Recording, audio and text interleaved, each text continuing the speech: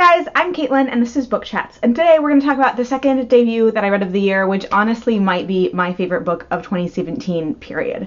And that is The Hate You Give by Angie Thomas. If you haven't seen this cover, it's really gorgeous. The Hate You Give is a book that is about a lot of things, but the quick summary is that it's about a girl named Star who goes to a fancy private school where most of the kids there are white, and she is African American, and she lives in kind of like the projects, and she one day is in the car with one of her childhood friends, and they are pulled over and a cop shoots and kills him, and he is unarmed.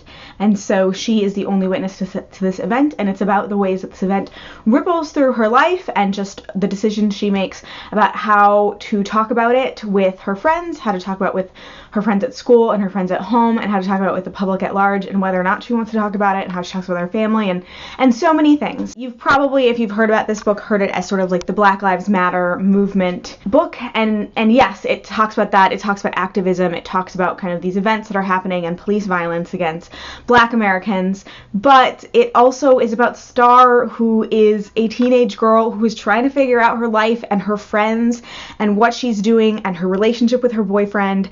And she also has these amazing parents who are like my favorite parents in YA, like straight up. They're amazing and wonderful, and they're part of the story in a way that my parents are part of my story, and so it's great to see that these parents are so active and they're so much a part of Star's life.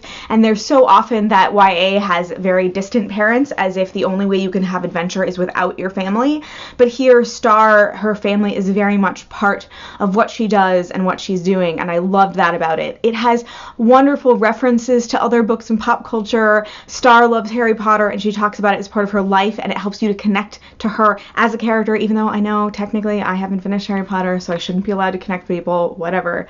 I own this copy of The Hate You Give, and I immediately want to buy, I don't have a budget for this, but I'm trying to save up to buy copies for a bunch of my friends because I love it so much, and I want some of my friends who have classrooms to be able to put it in their classroom library. But actually, because I own this book, I just straight up like underline things that I liked. So I'm gonna try to find an example, but basically I would be like, this piece of, here, I just saw one. Like here, you can see I just sort of underlined, and this is kind of near the back of the book, but basically Star's mom is talking to her about what bravery is and what bravery means. Like, there were so many moments in this book that were just so wise and wonderful. I'm doing a very bad job of explaining it. I think that this is a book that is both important and delightful and sad and all of the things at once, and that is really hard to pull off, and Angie Thomas does such an amazing job doing it. I think when you hear this is like the Black Lives Matter movement inspired book, you think like, oh, this is going to be important, but it might be a pill kind of that I have to take, but it's not. Like, there are a lot of books that are important that I have a really hard time rating because they were a struggle for me to read, or I had a really hard time with them personally.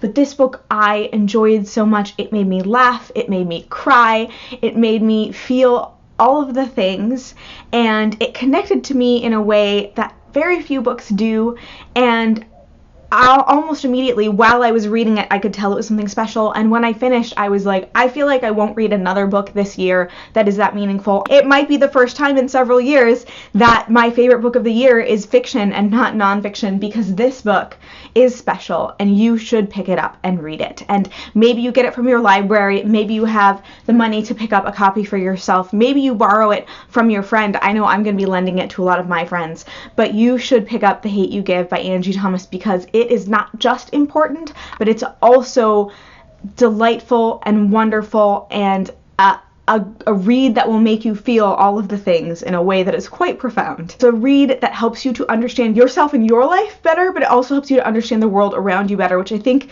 is one of the amazing, wonderful things that reading can do for us, and so that's why I love this book so much. So The Hate You Give, I cannot recommend it enough. 5 stars by far. I know that I gave the previous debut that I read 5 stars, but this one is even more special. That one was entertaining and enjoyable, and I liked it.